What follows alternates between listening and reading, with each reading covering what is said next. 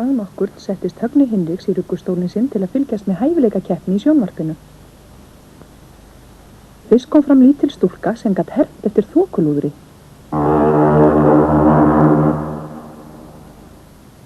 Næst var kona sem bjó til skuggamyndi með höndunum á meðan hún spilaði á píanó með fótunum. Þetta er snuð, hugsaði Högni Hinriks með sér. Þar næst var hundur sem hermdi eftir kvikmyndastjörnum.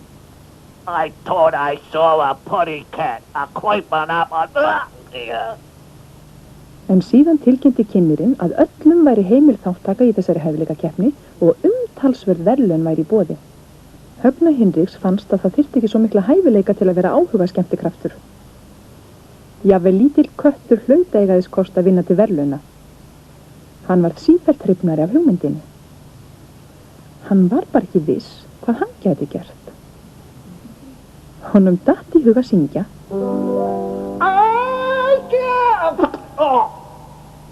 En það var ekki hans sterka hlið, heldur ekki dans.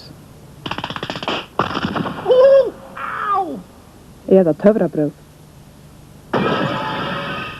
Honum datt jafnvel í hug látbragðsleikur þar sem hann léki afturfæturna á hesti.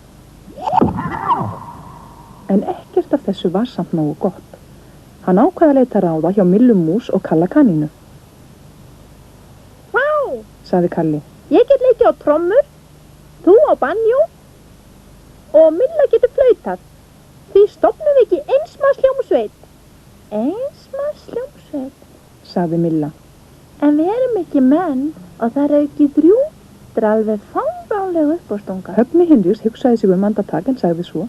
Við getum þóstur einsmanns hljómsveit. Hann sótti stóran frakka, hatt og skegg í fatakistuna safa síns. Og þau reyndu gerfið. Frakkinn passaði alveg á sinn hátt. Eftir að þau höfðu ælt sér dálítið voru orðin mjög góð. Eða að minnsta betri.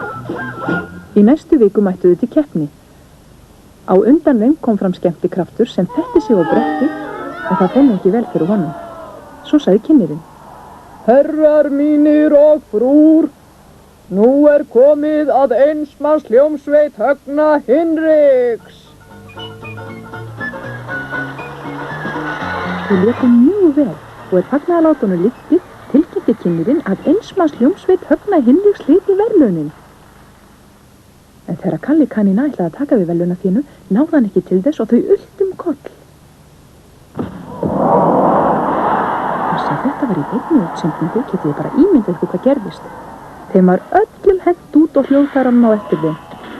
Þau sátu þögul á gangstéttinni, þeim hafði næstu því tekist að vinna sér inn peninga en mistekist á síðustu stundu.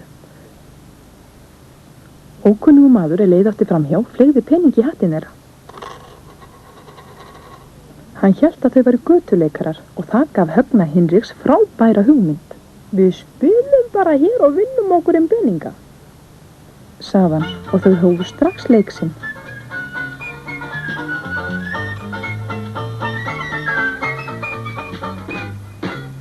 Þau unnu sér eins og mikla peninga að þeim fannst sjálfsagt að bregða sér á veitingahús og halda upp á það.